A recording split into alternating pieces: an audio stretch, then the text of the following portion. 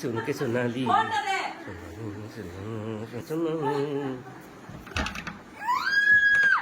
জামাগুলো কিন্তু দারুণ লাগছিল, যা বলে বলো। কে রানীদের গায়ে জামাগুলো, হ্যাঁ আমি তো যাইনি এখন সে নরম কাপড়। জুডিও কোম্পানিতে ও তো এত ওই দোকানে বাক্সটা দোকানটাতে নিয়ে গেলে বলে তো তাহলে এত তো বাচ্চা নাই যে সব কিন্তু সেই চীনাদের মতো জামাগুলো সরাং বড়াং বড়াং বড়াং জুডিও জুডিও।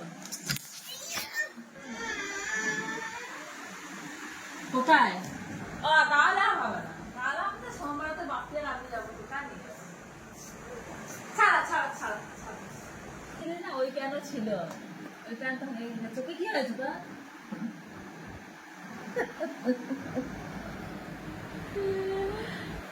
কিন্তু নাসিরের গায়ে একটাও ছিল না, নাহলে নাসির গায়ে নিতাম।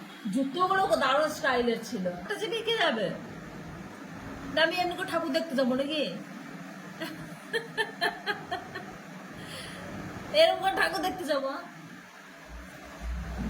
বাবারে, সবাই জানে তো নায়িকা,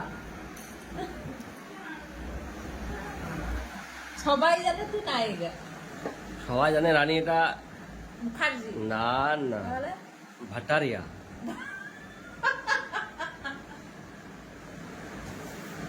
রানী ভাটারিয়া। কত বড় একটা চুল পিঠে লেগে এই যে মার্কশিট যাবো বলছে, একদিন ঘুরতে নিয়ে যাবো। এই যে রানী ভাটারিয়া দেখছেন, মুখে হাত দিয়ে বসে আছে। পাঁচটা পাঁচটা পাঁচটা ও রানী কালকে বলছে, রানী কালকে পাস্তা করেছে, তোমরাও শোনো। রানী কালকে পাস্তা ভাজা করেছে পেঁয়াজ দিয়ে আলু দিয়ে, ভালো লাগছিল খেতে, কিন্তু পাস্তাটা একটু শক্ত শক্ত হয়েছিল, আর নুন ছিল না, না আর লবণটা একটু কম হয়েছিল। তবু যাই হোক করেছে, তো চেষ্টা করেছে। তো রানী বলছে, মা তোমাদের জন্য আমরা পাস্তা করেছি। পাস্তা করেছি, আমি শুনছি খাস্তা করেছে।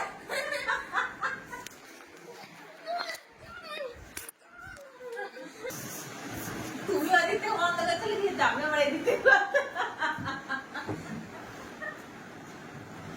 সোনালি সোনালি सुन के सोनाली ফোনটা দে। सुन